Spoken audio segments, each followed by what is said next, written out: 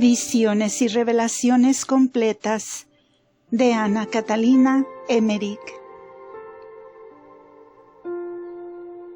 El Relicario de Filotea les presenta el episodio número 63. Al día siguiente siguió Jesús con Eliud hacia Endor, que distaba solo el camino de un sábado desde el albergue que habían tomado, y enseñó allí. Los pobladores eran cananitas, creo que de Siquem, pues oí el nombre de siquemitas.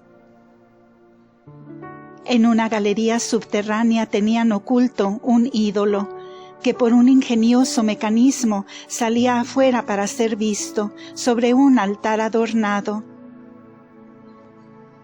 Podían hacerlo desaparecer de pronto al solo contacto de un resorte. Este ídolo, que provenía de Egipto, se llamaba Astarte, que yo ayer había oído como Esther. La figura del ídolo tenía cara redonda como luna, los brazos delante, y presentaba la figura de algo largo, envuelto como una muñeca o crisálida de mariposa, en el medio ancha y en los extremos angosta, como un pez. En la espalda tenía una prominencia sobre el cual había una especie de cuba que sobresalía de la cabeza. Dentro del recipiente se veía algo verde, como espigas con hojas verdes y frutas. Los pies, hasta la mitad del cuerpo, estaban en una tina y en torno había floreros con plantas vivas. A pesar de que tenían a este ídolo oculto, Jesús los reprendió en su discurso. Antiguamente habían ofrecido y sacrificado a niños deformes. Pertenecía al ídolo Adonis, que venía a ser como el marido de esta diosa. El pueblo había sido vendido en tiempos de su jefe Sísara y dispersado entre los israelitas como esclavos. Por eso eran despreciados y tenidos en menos. Habían promovido, no mucho antes de Cristo, bajo Herodes, tumultos, y por eso fueron más oprimidos. Por la tarde volvió Jesús de nuevo con Eliud a la sinagoga para concluir el sábado. Los judíos habían visto con malos ojos la visita de Jesús a Endor, pero él les reprendió severamente su dureza para con esta gente oprimida. Los exhortó a tratarla con consideración y a dejarla ir al bautismo de Juan, ya que se habían decidido ir después de la exhortación de Jesús. Al finalizar esta enseñanza, se mostraron más benévolos con Jesús. Volvió Jesús con Eliud a Nazaret, y los he visto en camino hacia la ciudad en amena conversación, como otras veces. A veces se detenían. Eliud contaba muchas cosas de la huida a Egipto, y yo veía todas estas cosas en figuras. Llegó la conversación al punto de si serían también los egipcios llamados a la salud, ya que habían sido conmovidos con su presencia cuando huyó. En esta ocasión vi que el viaje de Jesús, después de la resurrección de Lázaro, a las tierras paganas de Asia y Egipto, que yo había visto en visión, no había sido fantasía mía, porque Jesús dijo que en todas partes donde había sido sembrado, habría él de recoger los sarmientos. Eliud habló también del sacrificio de Melquisedec, de pan y de vino, y preguntó ingenuamente si Jesús era como Melquisedec, ya que no podía formarse idea cabal de la personalidad de su compañero. Jesús le contestó: no, aquel debía preparar mi sacrificio. Yo, empero, seré el sacrificio mismo. En esta conversación oí también que Noemí, la maestra de María en el templo, era tía de Lázaro, hermana de la madre de Lázaro. El padre de Lázaro había sido hijo de un príncipe sirio. Había servido en la guerra y recibido en premio vastas posesiones. Su mujer había sido una distinguida judía de la familia sacerdotal de Aarón de Jerusalén, emparentada con Ana por medio de Manasés. Tenían 3 castillos, uno en Betania, otro en Herodión y un tercero en Magdala, en el mar de Tiberíades, no lejos de Gabara. Se habló del escándalo que daba María Magdalena y del dolor que causaba a su familia. Jesús se hospedó con Eliud en una casa donde se encontraron con los 5 discípulos, otros esenios y varias personas que pensaban ir al bautismo de Juan. Se reunieron allí otros publicanos de Nazaret que querían ir al bautismo de Juan. Algunos grupos habían partido en esa dirección.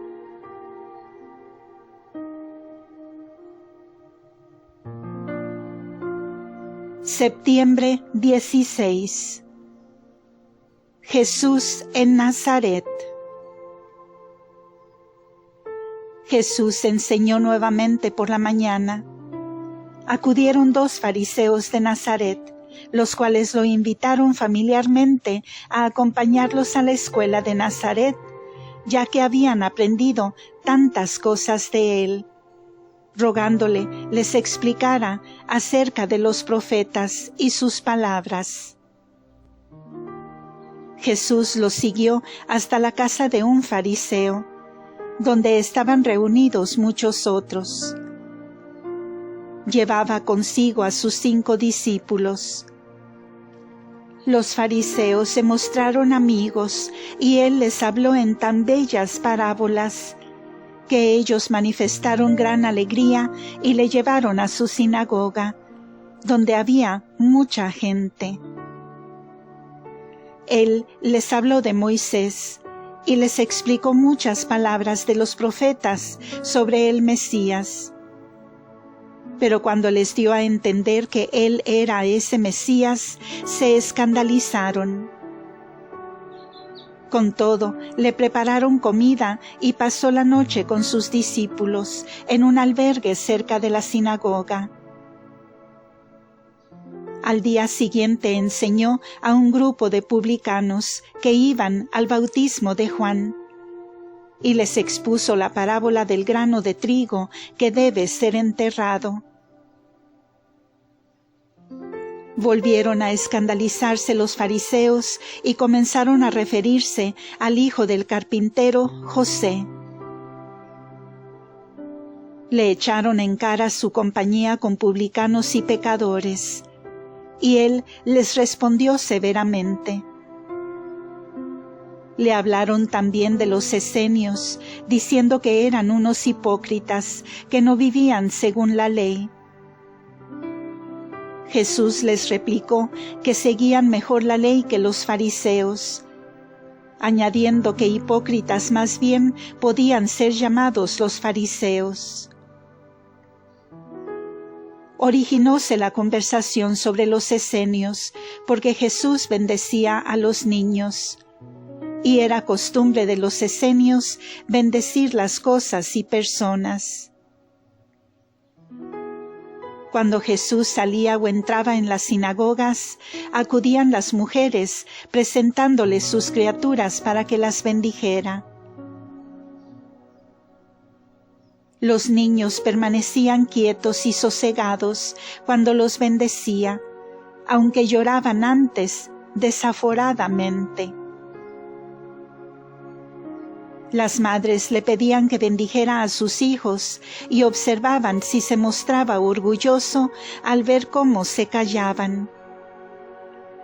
Traían algunas criaturas que sufrían espasmos y no podían tranquilizarse, y apenas los bendecía, se aquietaban.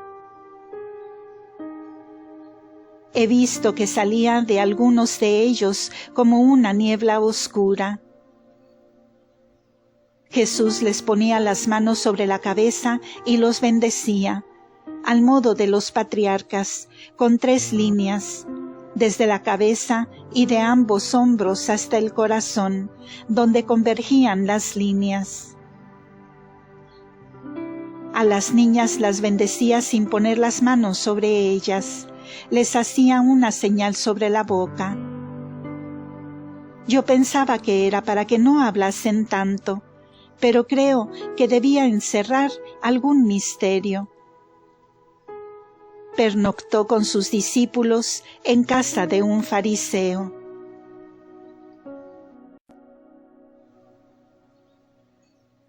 Septiembre 18. Jesús confunde a los sabios de Nazaret. A los 5 discípulos se han añadido 4 parientes o amigos de la Sagrada Familia. Uno de ellos era descendiente de Ruth, que habíase casado con Booz en Belén. Había en Nazaret 3 jóvenes de familias ricas, conocidos de Jesús, delicados y bien educados. Los padres que habían oído la predicación de Jesús, convencidos de su sabiduría, persuadieron a sus hijos que hicieran una tentativa con Jesús, que le ofrecieran dinero para que él los recibiese en su compañía, pudiesen oírle y aprender su ciencia. Estos padres estimaban mucho a sus hijos y pensaban que Jesús no tendría reparos en recibirlos como ayo e instructor de sus hijos. Los jóvenes acudieron hoy a la sinagoga. Por medio de los fariseos y por estos mismos jóvenes concurrió a la escuela cuanto de distinguido o sabio había en Nazaret, para presenciar una prueba de la sabiduría de Jesús. Se encontraba entre ellos un letrado de la ley y un médico. Este era un hombre corpulento, de anchas espaldas y larga barba. Llevaba una faja con señales en el vestido a la altura de los hombros. Jesús entró y lo vi bendiciendo a los niños que le traían las madres. Había entre estos algunos leprosos que él curó. Cuando predicaba, los sabios le interrumpían, intentando envolverle en sus preguntas y cuestiones. Pero a todos les fue confundiendo con sus respuestas y aclaraciones. Las afirmaciones del letrado las contestó con citas de Moisés. Y cuando se trató del divorcio, fue decisivo. Si el hombre no puede vivir con su mujer, o viceversa, pueden separarse, pero permanecen un solo cuerpo, y no pueden casarse de nuevo mientras viva uno de los dos. Esta doctrina no gustó a los fariseos ni a los judíos en general. El médico preguntó si Jesús sabía quién era de naturaleza húmeda o seca, bajo qué constelación ha nacido cada uno, qué clases de hierbas habría que dar a uno y a otro según su temperatura, y cómo estaba constituido el cuerpo humano. Jesús les respondió con gran sabiduría. Habló de las diversas complexiones de los presentes, de sus enfermedades y remedios, y se refirió a la composición del cuerpo humano en términos totalmente desconocidos por el flamante médico.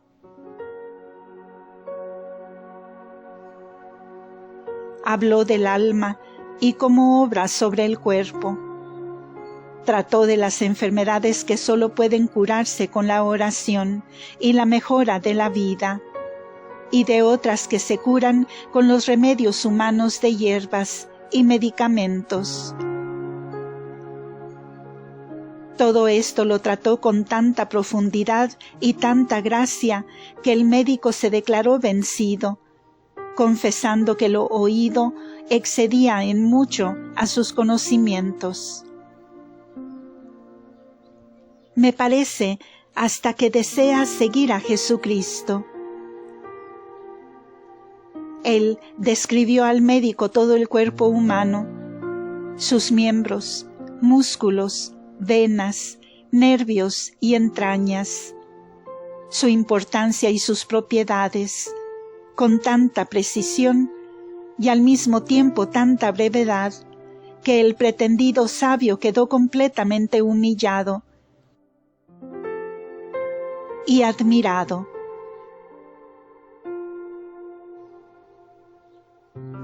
Hallábase presente un astrólogo, y Jesús comenzó a hablar del camino de las estrellas, de cómo un astro influía sobre otro, y de cómo los diversos astros ejercen distintas influencias. Refirióse a los cometas y a las señales del cielo. Habló también con un arquitecto sobre edificación y le dijo cosas muy significativas del tema. Al tratar del comercio y del intercambio con países extranjeros, dijo cosas severas acerca de las vanidades, modas y lujos provenientes de Atenas. Se habían introducido ciertos juegos y artes de magia en el país por medio de estos extranjeros, que habían pasado también por Nazaret y otros pueblos vecinos. Añadió que ciertas artes malas son imperdonables, porque no se tienen por malas, y no se pide perdón, ni se hace penitencia por ellas. Todos quedaron altamente maravillados de su sabiduría, y comenzaron a decirle que se quedara entre ellos, que le iban a edificar una casa y le proveerían todo lo necesario. Le preguntaron por qué se había establecido con su madre en Cafarnaúm. Él les contestó sencillamente que no pensaba permanecer allí, hablándoles de su misión y de su destino, que además habíase establecido en Cafarnaúm porque deseaba estar en el centro del país. Ellos no comprendieron la referencia a su misión y se ofendían porque no quisiera quedarse. Creían haberle ofrecido una posición muy ventajosa y que rehusaba por orgullo y presunción. Al atardecer dejaron el local de la escuela.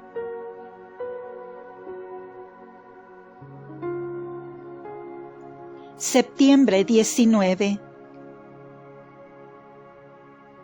Los 3 jóvenes, que eran de unos 20 años, pidieron tratar con Jesús en particular, pero él no los quiso recibir hasta que llegasen los 9 discípulos que le habían seguido. Esta tentativa los entristeció. Jesús dijo que procedía así para que fuesen testigos de lo que iba a hablar con esos jóvenes. Ellos entonces, con todo comedimiento, le dijeron cuál era la voluntad de sus padres, que deseaban ser sus discípulos, que sus padres le darían dinero para los viajes, que ellos querían acompañarle y ayudarle en todas sus obras. Jesús se entristeció al tener que darles una negativa, ya por sí mismos, ya por causa de los discípulos, pues debía exponer motivos que ellos no podían comprender aún. Les dijo que quien ofrece dinero quiere sacar ganancia de ese mismo dinero, y que en cambio quien quisiere seguirle a él debía renunciar a toda conveniencia humana. Más aún, el que quisiere seguirle debía renunciar hasta a sus parientes y amigos. Añadió que sus discípulos no buscaban ni pretendían conveniencias de casamientos. Les dijo cosas tan serias que aquellos quedaron muy abatidos. Atinaron a decir que también los esenios en parte vivían casados. Jesús les respondió que los esenios hacían bien siguiendo sus leyes, y que por lo demás ellos preparaban el camino para cosas que Él estaba por establecer con mayor perfección. Los despidió, recomendándoles que meditasen lo que les convenía hacer. Los discípulos se asustaron por sus palabras, pareciéndoles una doctrina muy severa. No lo podían entender y decayeron de ánimo. Jesús anduvo con ellos por las afueras de Nazaret. Se dirigió a casa de Eliud, y durante el camino les dijo que no desmayasen ni se desalentasen, que las causas por las cuales habló así a aquellos jóvenes eran secretas, y que alguno les seguiría más tarde y otros nunca, que ellos le siguiesen sin preocuparse. Fin de este episodio. Continuará.